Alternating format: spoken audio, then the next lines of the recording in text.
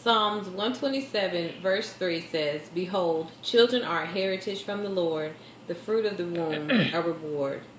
Good afternoon. My name is Sheila Perry, and thank you so much for giving me the opportunity to speak to you today on the regards of child abuse. A child is abused every 10 seconds somewhere in the world, so by the time I finish this speech, more than 30 children will have either been abused physically, mentally, or sexually.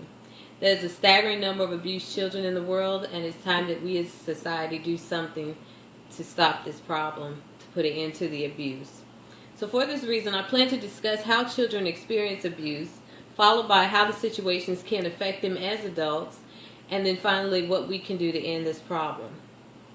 The website childhelp.org states that the United States has the worst recorded cases of abuse on average, with 4 to 7 children per day dying from abuse or suffering from neglect. A journal article from the Southern California Academic Center of Excellence of Youth Violence in Riverside says that the most common form of abuse is neglect, with at least 59% of the reports classified as neglect. Well, neglect simply means that the child is not properly cared for, and some evidence of neglect would be that the child has poor hygiene, they are hungry or constantly asking for food. You can see abuse on them, bruises.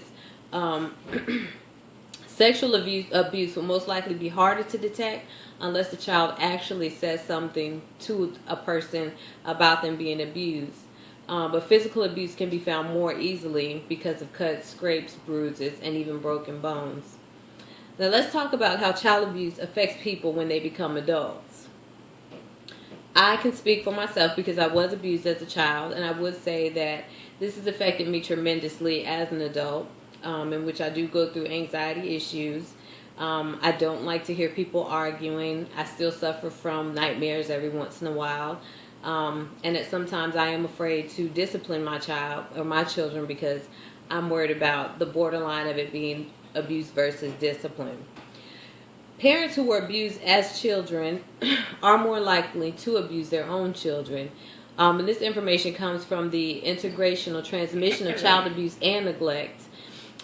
And it's a Realer Detection Bias journal article which was written by Kathy Whittam, Sally Saja, and Kimberly DeMont, and published on the ScienceMag.com website. In the New York Times section, an article titled Sad Legacy of Abuse, The Search for Remedies by Daniel Goldman goes on to say that 1/3 of children who are abused do grow up to be abusers themselves.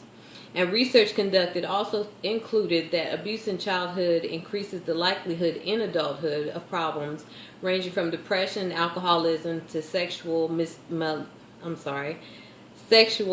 misconduct and multiple personality disorder.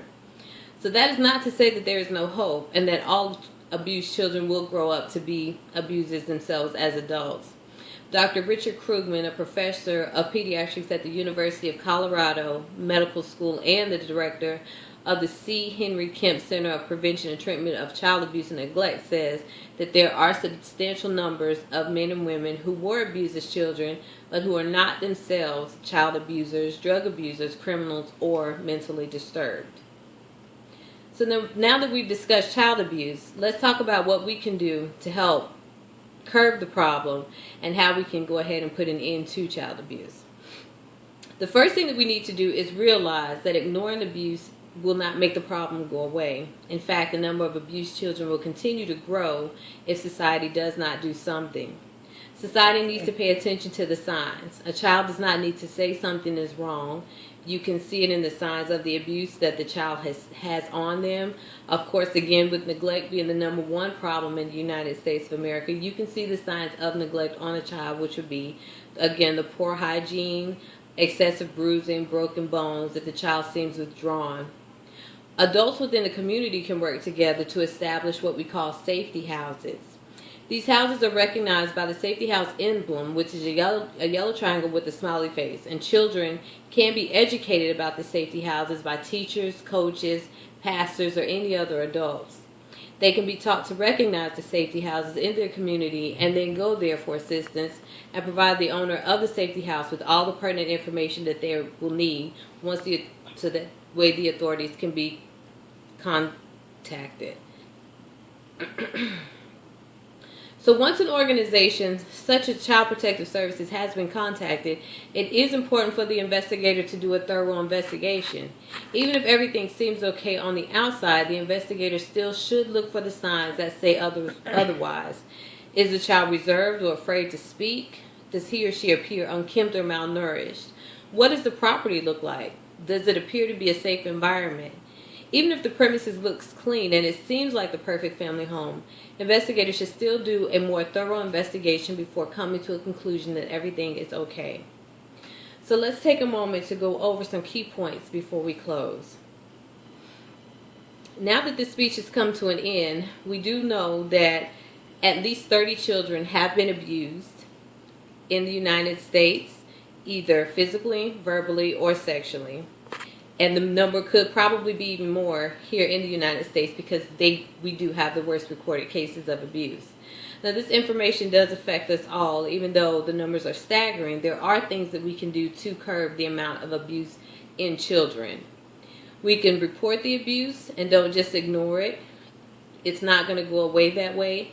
We can also establish the safety houses in our communities. Once an investigation is started, let's make sure that we do a follow-up investigation to ensure that we are doing a thorough job to curb child abuse.